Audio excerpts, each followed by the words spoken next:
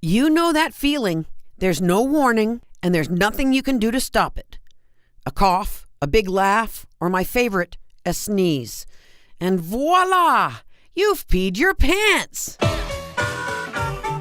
If your new doctor seems to be about 9 years old, or you've started to notice that people call you sir or ma'am, you might think that middle age sucks.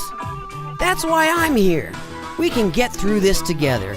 Hold on, just a sec. Let me get my reading glasses so we can look at the lighter side of midlife on 50 Sucks. I used to laugh at my older friends when they'd get to laughing and say in between gasps, "Oh my God, I'm peeing!" I'm not laughing anymore because now I'm the older friend and I'm peeing. Laughing, coughing, sneezing, peeing.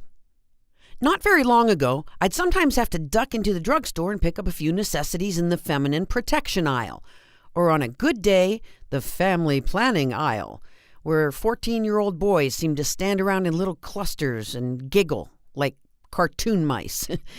Now I have to shop one row over, the Incontinence aisle. Really? The Incontinence aisle? It says right up there on the directional signs, Incontinence. There's no way you can sneak in there. It's like there are flashing neon arrows pointing right at your head saying, "She pees her pants." I've had this nightmare. I'm shopping at the drugstore. I'm the only one in that section, and suddenly there's this loud voice through the PA system. "Clean up on aisle 7. Jeez.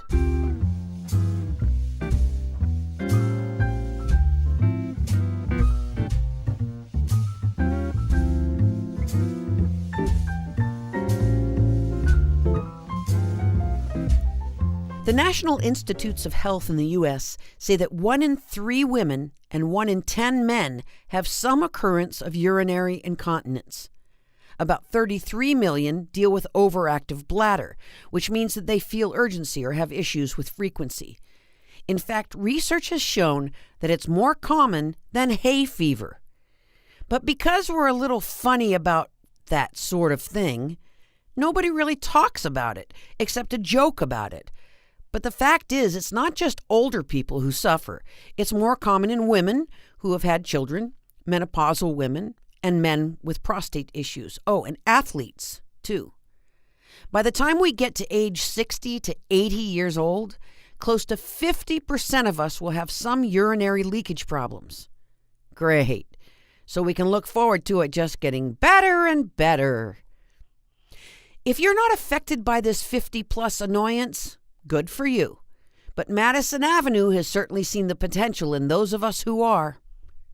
If you've ever heard of baby diapers, you've heard of Huggies. Huggies account for billions of dollars of sales for the Kimberly-Clark Corporation. But the target consumers for one of the company's latest diaper lines aren't infants, or even their old grandparents.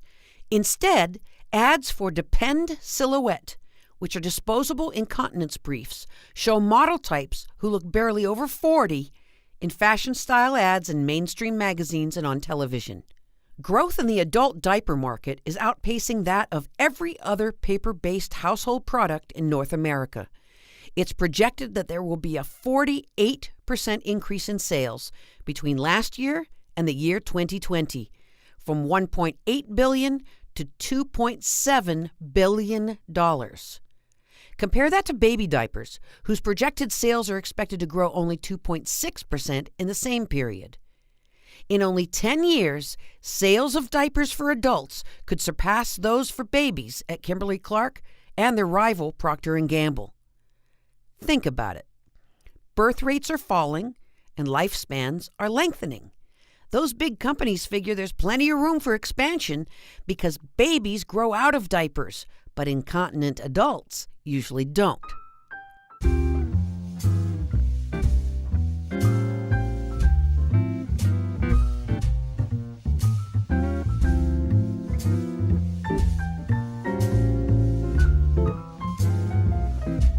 Now, we already know that companies like Kimberly-Clark and Procter & Gamble are smarter than us, right? So just about the time we're getting used to pads and ads about pads, they're developing new products we're going to have to get used to. A company in Shediac, New Brunswick, has developed a product called Uresta. It's a silicone plug that's inserted vaginally. Sorry guys, there's not one of these for you yet. It's cone-shaped at its widest circumference. It pushes on the urethra from the inside, basically pinching that tube so urine doesn't exit accidentally. Apparently, it's intended for patients who aren't candidates for surgery and who can't get rid of the problem through exercise. You know, I have no words. Okay, I have 2 words. Ew. And ew. Actually, they're not the only ones who thought of this. The Poise Company, that's a Kimberly-Clark brand, has come out with a more mainstream product that's relatively new. It's called Impressa. Similar to the product from New Brunswick, Impressa bladder supports are the first that are available over the counter. They're inserted into the vagina like a tampon, well, pay for them first, to lift and give support to the urethra. This added support to the urethra is supposed to prevent urine from leaking. Can we go back for a minute to before we learned how much money the big corporations are going to make on my little problem? I just want to say, I hate the word incontinence. I can't be incontinent. My grandmother was incontinent. That's when I first heard the word, when my grandmother was in the hospital. Since I will never be as old as that, I just don't like the word. It sounds like a flavor of incense. You know, essence of incontinence. Ugh. I prefer the more 21st century term, LBL, light bladder leakage. But I digress. Okay, so we're over 50. How do we deal with the realities of LBL? Well, first you should know that while some of this is a normal occurrence of aging, incontinence can get to the point where it really affects your quality of life. And this could be the sign of a medical condition that can be treated. So make sure you check with your doctor. Otherwise, go find the incontinence aisle. Oh, and pack a lunch, because the variety of choices is overwhelming. And I know you don't want to ask a salesperson for help. For women, there are panty liners, pads, and briefs. For men, there are guards, underwear, and briefs, all disposable. But that's not all the choices you have. Once you decide on a, let's say, form, you have to decide on a brand. They all come with particularly happy names: Poise, Depend, Tenna. Those are probably the biggest brands. But you might also choose to save a few cents and get the generic brand. Or maybe not. No-name pee pads. Could I really depend on them in a pinch, so to speak? Then there's the absorbency level.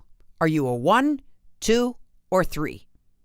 If I had my own line of pads, I'd call them Little Miss, Moonstream, and Niagara Falls.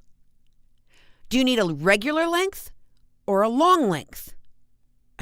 What do? Measure your crotch? But wait! There are ways to measure. Remember that new product, Impressa, that I mentioned earlier? They sell a sizing kit. In the kit, you have samples of all the sizes available. Sizes 1, 2, and 3.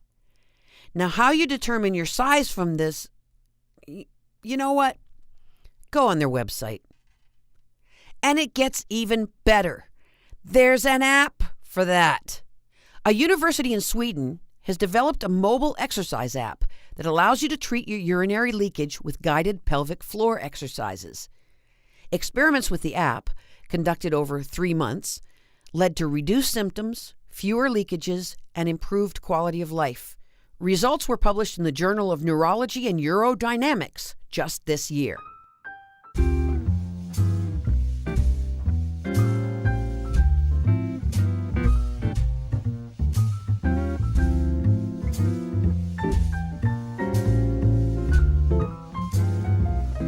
Okay, I get that those big companies expect to sell a lot of these special products to all of us damp people, so they have to advertise, right?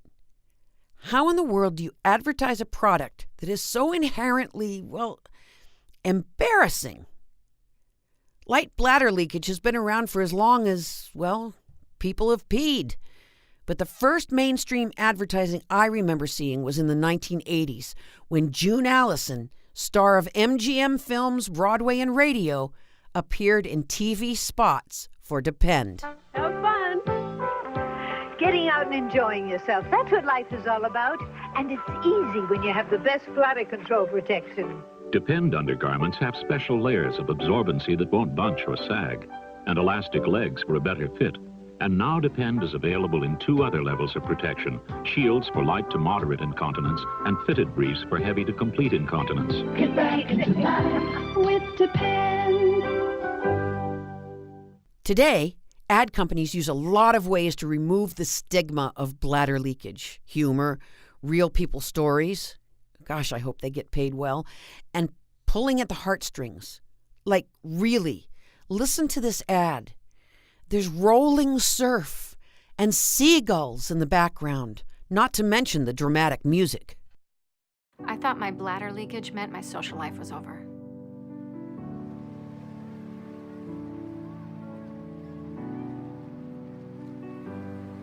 "20 years ago when I had my daughter, I didn't know that one of the consequences of giving birth could possibly be bladder leakage. It's something that scared me, because I don't know what's going to happen in the future. It's caused a lot of disappointment in my life and how I feel about myself."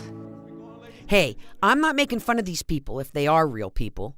There's no doubt that it's an awful thing if you have a physical problem that gets in the way of a happy life. But these ads, oi! And don't think that they only advertise for women. My bladder leakage made me feel like I couldn't be the father that I wanted to be.